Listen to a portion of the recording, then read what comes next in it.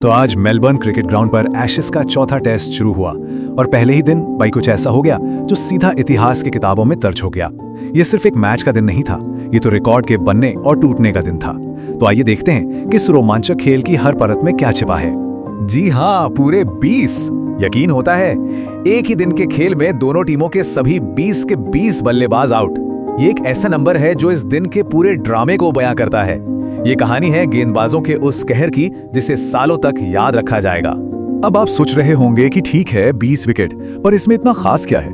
खास ये है कि ये एक ऐतिहासिक रिकॉर्ड है। साल 1951 के बाद ऐसा पहली बार हुआ है कि ऑस्ट्रेलिया की जमीन पर किसी टेस्ट मैच में एक ही दिन में इतने विकेट गिरे हों।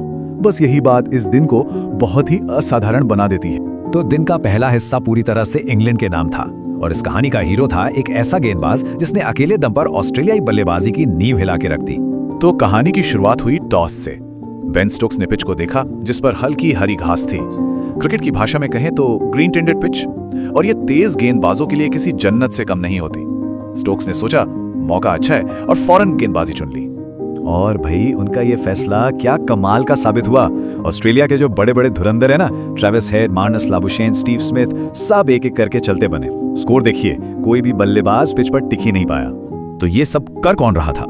इस तबाही के पीछे था एक नाम, जोश टंग। जोफ्रा आर्चर की जगह टीम में आए थे और आते ही भाई सच में तहलका मचा दिया।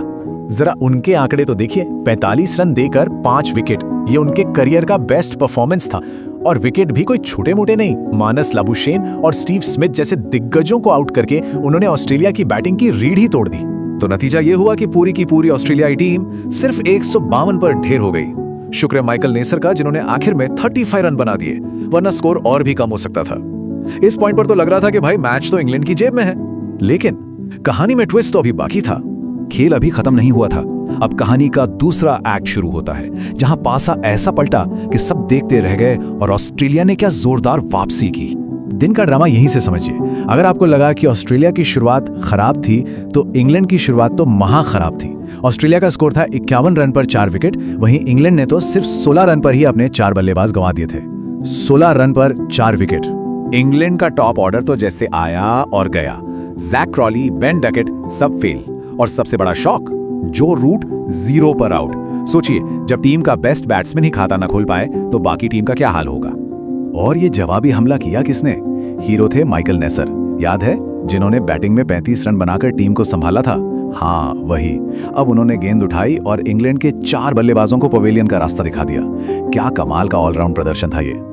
और नतीजा, पूरी इंग्लैंड टीम सिर्फ 110 पर सिमट गई। जो टीम थोड़ी देर पहले मैच पर हावी थी, वो अब 42 रन पीछे हो गई। ये एमसीजी की पिच तो भाई बल्लेबाजों के लिए एक अबूझ पहेली बन गई थी। दिन खत्म होने वाला था, पर ड्रामा नहीं। दिन के आखिरी कुछ ओवरों ने दूसरे दिन के लिए एक और दिलचस्प मोड़ तैयार कर दिया। तो ऑस्ट्रेलिया अपनी दूसरी इनिंग्स खेलने उतरी 42 रन की बढ़त के साथ। दिन का खेल जब रुका तो उनका स्कोर था 4 रन बिना किसी नुकसान के। मतलब अब टोटल लीड हो गई 46 रनों की। लेकिन यहां एक मजेदार चीज हुई। ऑस्ट्रेलिया ने अपने रेगुलर ओपनर्स की जगह गेंदबाज स्कॉट बोलेंड को नाइट वॉचमैन के तौर पर बैटिंग के लिए भेज दिया। इसका सीधा सा मतलब होता है कि दिन के आखिरी मुश्किल ओवरों में अपने मेन बैट्समैन को उस खतरनाक पिच पर खेलने से बचाया जा सके। काफी दिमाग वाली चाल थी ये। तो चलिए फटाफट देख लेते हैं कि पूरे दिन में हुआ क्या। पहले जोश टंग का पंजा, फिर ऑस्ट्रेलिया 152 पर ऑल आउट।